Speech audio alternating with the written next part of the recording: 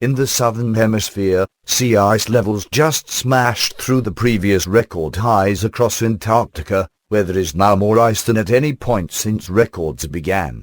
In the Arctic, where global warming theorists preferred to keep the public focused due to some decreases in ice levels over recent years, scientists said sea ice melt in 2014 fell below the long-term mean. Global temperatures, meanwhile, have remained steady for some 18 years and counting, contrary to United Nations models predicting more warming as carbon dioxide levels increased. Of course, all of that is great news for humanity. Call off the carbon taxes and doomsday bunkers. However, as global warming theories continue to implode on the world stage, the latest developments will pose a major challenge for the UN and its member governments.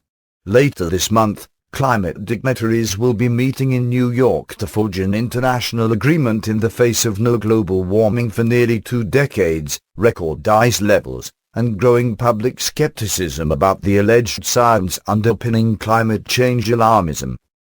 As the New American reported last month, virtually every falsifiable prediction made by climate theorists, both the global cooling mongers of a few decades ago and the warming alarmists more recently, has proven to be spectacularly wrong. In many cases, the opposite of what they forecasted took place. But perhaps nowhere have the failed global warming doom and gloom predictions been more pronounced than in the Antarctic, where sea ice levels have continued smashing through previous records. For each of the last 3 years, ice cover has hit a new record high. The most recent data show that the Antarctic is currently surrounded by more sea ice than at any other point since records began. In all, there are right now about 20 million square kilometers of frozen sea area surrounding the Antarctic continent. That is 170,000 square kilometers more than last year's previous all-time record and more than 1.2 million square kilometers above the 1981 to 2010 mean, according to researchers. This is an area covered by sea ice which we've never seen from space before. Meteorologist and sea ice scientist Jan Lisa with the Antarctic Climate and Ecosystems Cooperative Research Centre, CRLC, told Australia's ABC. 35 years ago the first satellites went up which were reliably telling us what area, two-dimensional area, of sea ice was covered, and we've never seen that before, that much area. That is roughly double the size of the Antarctic continent and about 3 times the size of Australia. Despite having predicted less ice, not more, as a result of alleged man-made global warming, some alarmists have comically tried to blame the record ice on global warming. Indeed, in a bizarre attempt to explain away the latest findings, Antarctic Climate and Ecosystems CRLC boss Tony Orby tried to blame the depletion of ozone and the warming atmosphere for the phenomenal growth in sea ice, contradicting previous forecasts by warming alarmists, who warned that ice would decrease as temperatures rise along with CO2 concentrations in the atmosphere. The biggest problem with Orby's claim, however, is the fact that the undisputed global temperature record shows there has been no warming for about 18 years and counting, contradicting every climate model cited by the UN to justify planetary alarmism, carbon taxes, energy rationing, massive wealth transfers, and more. Dozens of excuses have been concocted for what alarmists refer to as the pause in warming, as many as 50 by some estimates. The Obama administration's preferred explanation, for which there is no observable evidence, is often ridiculed by critics as the theory of the ocean ate my global warming. However, scientists and experts not funded by governments to promote the alarmist narrative say the observable evidence simply shows the man-made CO2 theories and climate models pushed by the climate industry are incorrect. More than a few climate experts and scientists have even warned that a prolonged period of global cooling is approaching quickly.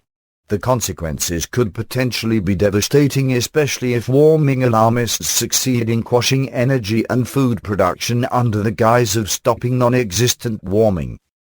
Also, in response to the fast expanding ice, Some die-hard alarmists and warming propagandists styling themselves journalists have recently been hyping a relatively tiny part of the Antarctic ice sheet that may centuries or even millennia from now go into the sea. Numerous independent scientists and experts quickly debunked the fear-mongering, however, pointing out that it was almost certainly due to natural causes and was nothing to worry about.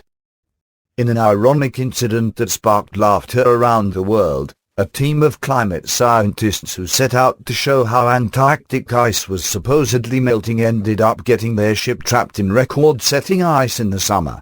Millions of taxpayer dollars and massive quantities of fossil fuels and CO2 emissions were required to rescue the stranded and embarrassed warming alarmists after their misguided adventure. Another key tactic of the warmists to deflect attention from the expanding polar ice in the Southern Hemisphere has been to hype changes occurring in the Arctic instead.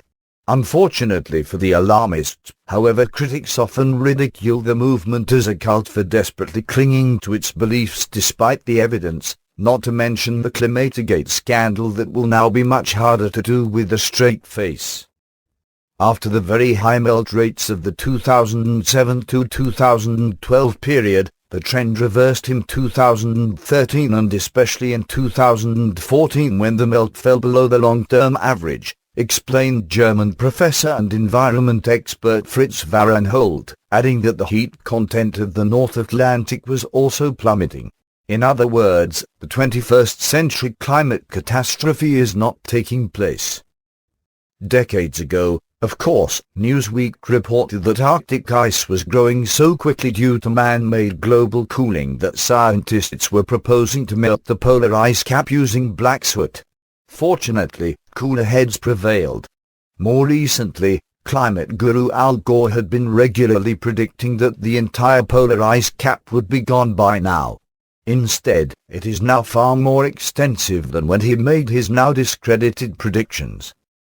Of course, UN bureaucrats, many of whom depend on sustainable alarmism for their livelihood, still have their heads in the sand about the implosion of their theory. On a call with reporters last week, for example, UN Climate Team Director Selwyn Hart, who serves under Secretary-General Ban Ki-moon, claimed that an upcoming global warming summit in New York will be a major turning point in the way the world is approaching climate change. He may be right, though probably not in the way he intended.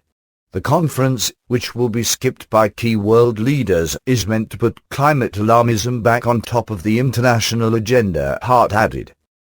In the United States, meanwhile, as the evidence continues to contradict the alarmist predictions, polls consistently show that a solid majority of Americans reject the UN's man-made global warming theories. Like the UN, however, Obama continues to act as if the discredited theories were gospel, promising to save humanity from their carbon sins by lawlessly bypassing the U.S. Senate and the Constitution to foist a planetary climate regime on the American people.